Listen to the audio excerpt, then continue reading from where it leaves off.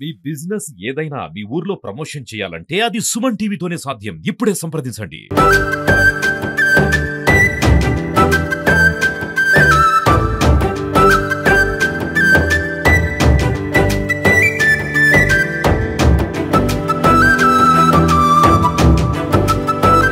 Welcome to Suma TV. పాడి రైతులకి శుభవార్త. మీకేనండి, నిజంగా ఇప్పుడు దాకా సరోగసి విధానం ద్వారా పిల్లల్ని కండం అనేది మనుషుల్లో చూసాం. సో పాడి రైతులు ఆలోచించేది పశువుల్లో కూడా ఇలాంటి ప్రక్రియ అనేది ఉంటే మాకు లాభమే కదా అని ఆలోచిస్తుంటారు.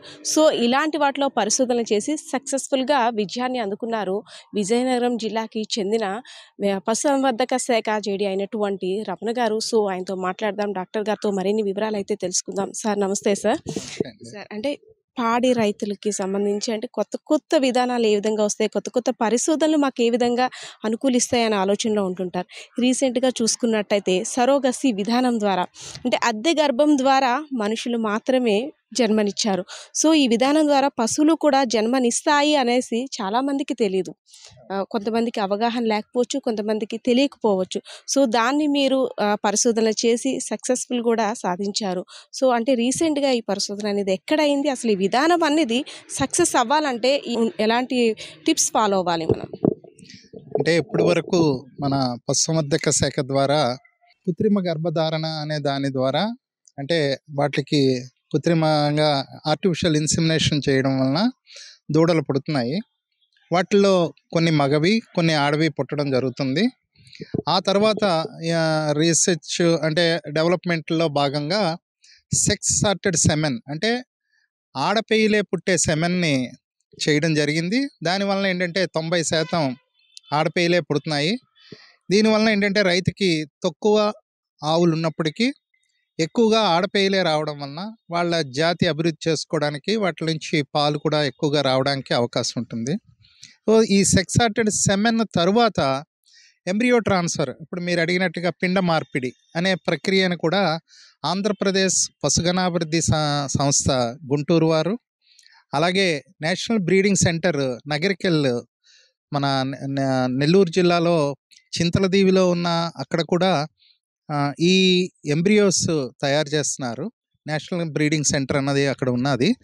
దాంట్లో ఈ ఎంబ్రియోస్ తయారు చేసి, ఈ ఎంబ్రియోస్లో కూడా 2 రకాలండి. మామూలుగా ఆవుల నుంచి ఓవం అంటే అండాన్ని కలెక్ట్ చేసి దాన్ని ల్యాబ్లో ఫెర్టైల్ చేసి ఆ ఎంబ్రియోని మనం ఋతుక్రమం సక్రమంగా ఉన్న ఆవులో ప్రవేశపెట్టినట్లయితే వాటి ద్వారా మనకి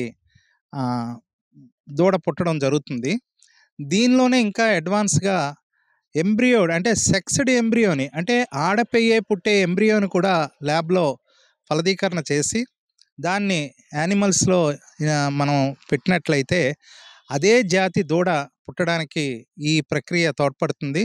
అంటే దీనిలో ముఖ్యంగా మనం ఇక్కడ గమనించవలసింది ఏంటంటే తల్లి లక్షణాలు కాకుండా మనం ఏదైతే ఎంబ్రియో అంటే గిరిజాతి కానీ, షాహివాల్ కానీ, పొంగనూరు కానీ, ఒంగోలు కానీ ఇలాంటి మన దేశీయ జాతులను కాపాడుకోవాలనే ఉద్దేశంతో ఆ ఎంబ్రియోస్ని తయారు చేసి వాటిని మనం ఈ పశువు అంటే అది జెర్సీ అవ్వచ్చు, జెర్సీ క్రాస్ అవ్వచ్చు, లేకపోతే నాటు అవ్వచ్చు, ఏదైనప్పటికీ మనం ఏ జాతి ఎంబ్రియోనైతే ఆ గర్భంలో ఉంచామో అదే జాతి పెయ్యి ఈ ఈ ప్రక్రియ ద్వారా రావడానికి 100% అవకాశం ఉంటుంది. కాబట్టి సో దీని ద్వారా మన దేశీయ జాతుల్ని సంరక్షించుకోవడానికి, అలాగే అధిక పాల ఉత్పత్తి పొందే ఈ పిండాన్ని కానీ మనం అంటే వాటి తల్లి దగ్గర నుంచి కలెక్ట్ చేసిన ఆ పిండం అధిక పాల ఉత్పత్తి కలిగేది ఉన్నప్పుడు రైతులకి ఆ ప్రొడక్షను దాని నుంచి వచ్చే పాల ఉత్పత్తి బాగా గణనీయంగా పెరగడానికి కూడా అవకాశం ఉంటుంది. కాబట్టి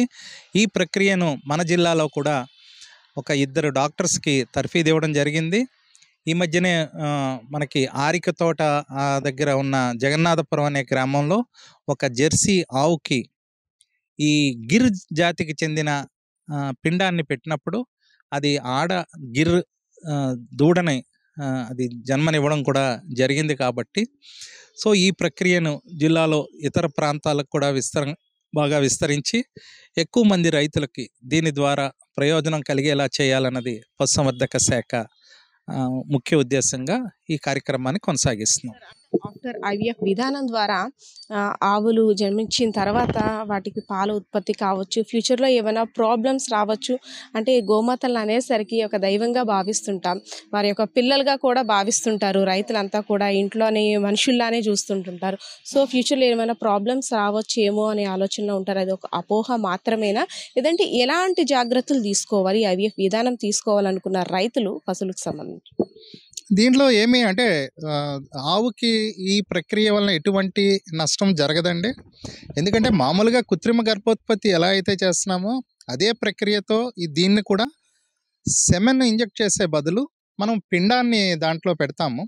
సో ఆ పిండం ఆ గర్భంలో అభివృద్ధి చెంది 9 నెలల తర్వాత అది దూడగా జన్మనిస్తుంది. కాబట్టి ఎటువంటి ఆవు తాలూకా ఆరోగ్యానికి సంబంధించి కానీ వేరే కానీ ఎటువంటి ఇబ్బంది లేకుండా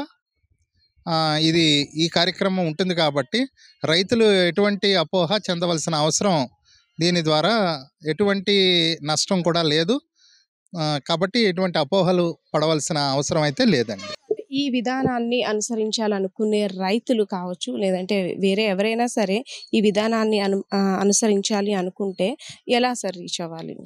అంటే దీనికి ఎవరికైనా ఇలాగ ఇంట్రెస్ట్ ఉండి మా ఆవులకి ఇది కావాలి అనుకున్నప్పుడు బొబ్బిలి డివిజన్లో ఒక డాక్టర్ గారిని, అలాగే విజయనగరం జిల్లాలో జామి డాక్టర్ గారికి దీనిలో ఎంబ్రియో ట్రాన్స్ఫర్ టెక్నాలజీలో ట్రైనింగ్ ఇవ్వడం జరిగింది. కాబట్టి మా సిబ్బందిని కానీ లేకపోతే మమ్మల్ని కానీ సంప్రదించినట్లయితే తప్పకుండా ఈ కార్యక్రమాన్ని వాళ్ళ ఆవుల్లో కూడా జరిపి ఈ ప్రక్రియను ఇంకా ముందుకు తీసుకెళ్ళి ఎక్కువగా ఈ ఎంబ్రియో ట్రాన్స్ఫర్ ద్వారా కూడా దూడల పుట్టుకని అంటే మేలుజాతి పశువులను ఉత్పత్తి చేసే లక్ష్యంతో మేము ముందుకు వెళ్తున్నామండి. ఈ ఐవీఎఫ్ విధానాన్ని ప్రవేశపెట్టిన తర్వాత, ఏదైతే పిండాన్ని మనం ప్రవేశపెట్టిన తర్వాత గతంలోలానే అంటే ఏమైనా స్పెషల్ కేర్ తీసుకోవాలా, లేదు అంటే గతంలానే దానికి చూడాల్సిన మందులు కానీ ఏమైనా మార్పులు ఉంటాయంటారా?